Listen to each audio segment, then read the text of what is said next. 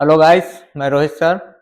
Chemistry संसार bye Rohit sir में आपका स्वागत है। और कैसे हैं आप लोग? सही तो हम लोग भी सब सही रहेंगे। तो हम लोग क्या कर रहे हैं, यहाँ पर पढ़ रहे हैं केमिस्ट्री के हाई स्कूल के लिए पहला चैप्टर, जो इसके पहले लेक्चर में पढ़े थे कि रासायनिक पदार्थों में जो परिवर्तन होते हैं वो किस प्रकार से हो सकते हैं। और ये परिवर्तन हमने देखा था कि दो प्रकार से, भौतिक और रासायनिक। तो जो कोई इसके प्रीवियस का आपने वीडियो नहीं देखा हो, प्लीज पहले फर्स्ट पार्ट देखेंगे। और टाइम बाय टाइम, मतलब कि टाइम के साथ आप पहले फर्स्ट, फिर सेकेंड, फिर थर्ड, ऐसे करके वीडियो देखेंगे तो आपको क्या होगा, आसानी होगी समझने में। ऐसा नहीं कि आप स्किप करते जाएं, जो मन हुआ वो देखे और जो मन हुआ छोड़ दिए, तो यही चीज होता है कि फिर जानकारी अधूरी हो जाती। तो अच्छी निरंतर कहा गया है विज्ञान में ही कि क्रमबद्ध ज्ञान ही क्या है, विज्ञान है। और जो निरंतर कोई कार्य करता रहता है उसकी सफलता बहुत जल्दी प्राप्त होती है। तो आप निरंतर कार्य करते रहो, निरंतर और क्रमबद्ध। मतलब पहला, जैसे ये लेक्चर नंबर 2 है, तो आप पहले लेक्चर नंबर 1 देखें और उससे नोट्स बनाएं। और नोट्स बनाने का मतलब ये है कि देखिए, मैं कंप्लीटली नोट्स नहीं निकाल रहा हूं। अब आपका कार्य क्या है कि आप नोट्स बनाए, एनसीईआरटी बुक के साथ पढ़ के भी नोट्स बनाएं। क्योंकि जो मैं आपको क्वेश्चन कराएंगे, उन क्वेश्चन को यदि जो एनसीईआरटी बुक भाई लाइन बाय लाइन नहीं पढ़ेगा, उसको भी क्वेश्चन करने में क्या होगी, गलतियां या बहुत सारी दिक्कतें उत्पन्न होंगी। तो प्लीज रिक्वेस्ट रहेगा सबसे कि एनसीईआरटी बुक भी शायद में लाइन बाय लाइन आपको पढ़ना पड़ेगा, तभी आप इसके क्वेश्चन कर पाएंगे। तो हम लोग आइए आगे देखते हैं कि हमने जो चैप्टर का नाम था वो था रासायनिक अभिक्रिया एवं उसके समीकरण। तो देखो, यहाँ पर जो चैप्टर का नाम है उसके आधार पर मैं बात करूं कि रासायनिक अभिक्रियाएं एवं समीकरण की बात करें, तो पहला चैप्टर उसमें बात आ रही है कि अभिक्रिया क्या है। किसकी बात आती है? अभिक्रिया की। तो देखो, अभिक्रिया की बात करें, इंग्लिश में इसको कहा जाता है रिएक्शन। क्या बोलते हैं? रिएक्शन। अब अभिक्रिया क्या है ये देखना है कि देखो, जो अभिक्रियाएं होती हैं, जो एक प्रकार की क्रिया, अभिक्रिया तो मैं एक रासायनिक नाम है, जैसे दैनिक कार्य में कहते हैं वो कार्य कर लो, वो काम कर लो, तो ये क्रिया है। मैं यहां से वहां तक जा रहा हूं, ऐसे चल भी रहा हूं, तो ये भी एक प्रकार की क्या है, क्रिया। उसी क्रिया को हम लोग केमिस्ट्री भाषा में अभिक्रिया भी बोल देते। तो कभी कभार क्रिया और अभिक्रिया एज ए सेम है, कुछ थोड़ा डिफरेंटेड है, इसको केमिस्ट्री में यूज करते हैं।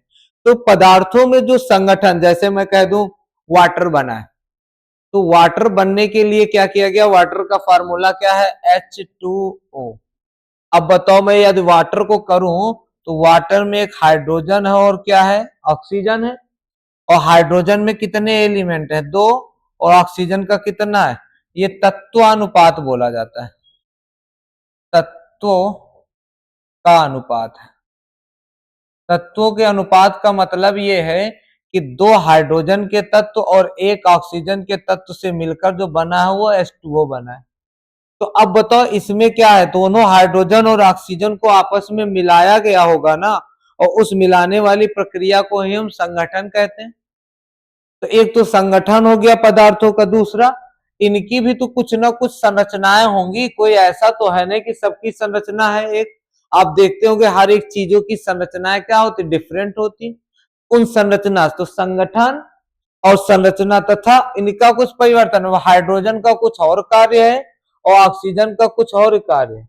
तो इनके गुणों में जो परिवर्तन हो रहा होगा, तो वही पूरी क्रिया को हम लोग क्या बोलते हैं, अभिक्रिया।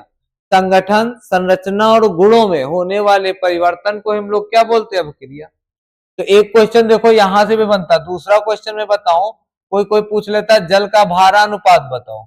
तो हाइड्रोजन का 1 होता है तो 2 के लिए कितना हो जाएगा, हाइड्रोजन का परमाणु भार 1 तो 2 होगा, 2 के लिए परमाणु भार 2। और ऑक्सीजन का परमाणु भार कितना होता है, 16। इसको सॉल्व करते हैं तो 1:8। इसको हम भारानुपात कहते हैं। तो यहां से भी एक क्वेश्चन बन जाता है कि वाटर का भारानुपात कितना होगा, 1:18, सॉरी 8। और यदि तत्वानुपात बोलते हैं तो 2:1। अब देखो, हमने क्या बताया इसमें कि जो वह क्रिया, इसमें कह सकता हूं कि वह क्रिया जिसमें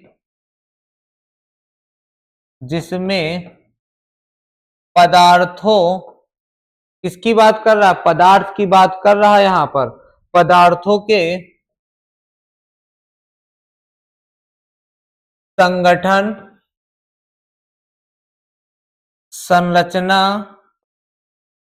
व गुणों। अच्छा एक चीज बताओ, पदार्थ क्या है? कोई कभी पदार्थ देखा है? यदि कह दिया जाए कि आपने पदार्थ देखा है, या आपसे कोई जनरली पूछ ले, आप लैब में गए हो, पदार्थ दिखाया गया है, तो बहुत सारे बच्चे यही कह देते हैं, जिसको कंफ्यूज होता है कि नहीं सर मुझे तो कभी लैब में ले गया ही नहीं गया, तो पदार्थ देखूंगा क्या? तो देखो, पदार्थ एक कोई प्रकार का लैब में नहीं है। पदार्थ जो होता है ना, वो हम कह सकते हैं यहाँ पर, जो हमारा एक प्रकार का जो पदार्थ है, ये जो पदार्थ, जो ये हमारा पदार्थ है, तो पदार्थ वह होता है जिसका कुछ ना कुछ क्या होता है? द्रव्यमान होता है। क्या होगा? द्रव्यमान होगा। ये आयतन ग्रहण करता है, और इसको मैं कह सकता हूं ज्ञानेंद्रियों द्वारा महसूस करता हूं। तो देखो, जैसे मैं कह दूं कि चलो यही हमारे पास क्या है? पेन है। अब पेन को क्या करें? इसका कुछ ना कुछ मास होगा, तो बताओ इसका कुछ ना कुछ द्रव्यमान है कि नहीं? उसके बाद यदि मैं इसको जहां पे रख दूं, जैसे मैं यहाँ पे रख दिया, तो यहाँ पे इसका कुछ ना कुछ क्या हुआ? आयतन ले लिया। तो कोई ना कोई वो चीज जो आयतन को ले रहा है, तो वो आयतन हो गया। अब मैं इसको टच करके बता रहा हूं कि हमारा कैसा? ठोस अवस्था में। तो बताओ, हमें महसूस हो रहा है ना, ज्ञानेंद्रियों द्वारा बता रहा हूं कौन सी अवस्था? ठोस। तो जो ये तीनों गुण प्रदर्शित करता है, उसी को मैं पदार्थ कह देता हूं। जैसे आप जहां बैठे होंगे, चेयर पे बैठे, तो चेयर भी एक प्रकार की क्या है? पदार्थ है, क्योंकि चेयर का भी एक अपना कुछ ना कुछ आयतन है।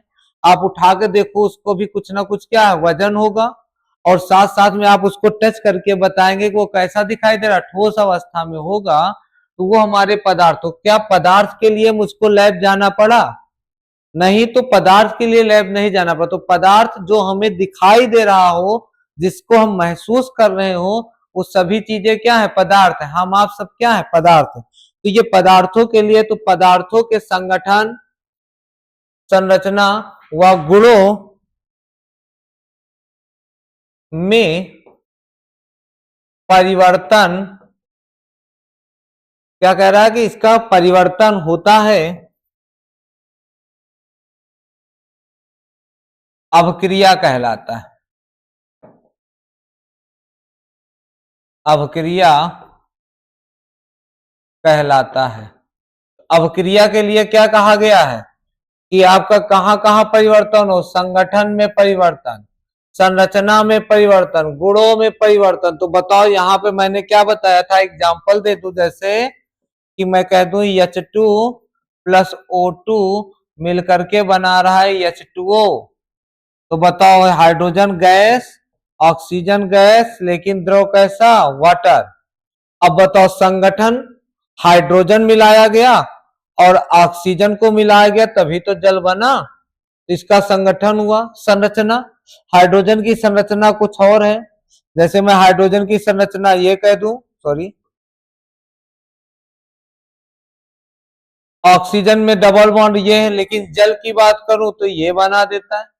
तो बताओ, यहां सिंगल, यहां डबल, ये इनकी संरचना में भी परिवर्तन हो रहा है। गुणों में परिवर्तन देखो, गुण क्या है? ऑक्सीजन, सॉरी, हाइड्रोजन जो है वो एक ज्वलनशील गैस है। ऑक्सीजन क्या है? ऑक्सीजन जलाने में उपयोग किया जाता है। बिना ऑक्सीजन के क्या होता? कोई चीज जलती नहीं। जल का यूज क्या है? गुण क्या है? जल किसी चीज को जलने वाली प्रक्रिया को बंद कर देता है, बुझाने के काम आता है। आग बुझाने के काम आएगा, आग को बढ़ाने के काम आएगा। ये एक ज्वलनशील गैस है। तो सभी का काम भी तो अलग है, तो गुणों में भी परिवर्तन हो रहा है। तो वो सब क्या है? हमारी अभिक्रिया कहलाती है। तो अब यदि मैं अभिक्रिया के प्रकार की बात करूं, तो अभिक्रिया जो होते हैं ना, जैसे मैं यहां पे बात कर दूं कि जो अभिक्रिया है,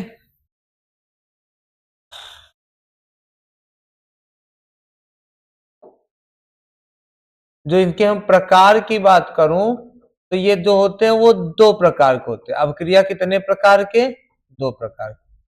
एक तो हम उसको बोलते हैं नाभिकीय अभिक्रिया।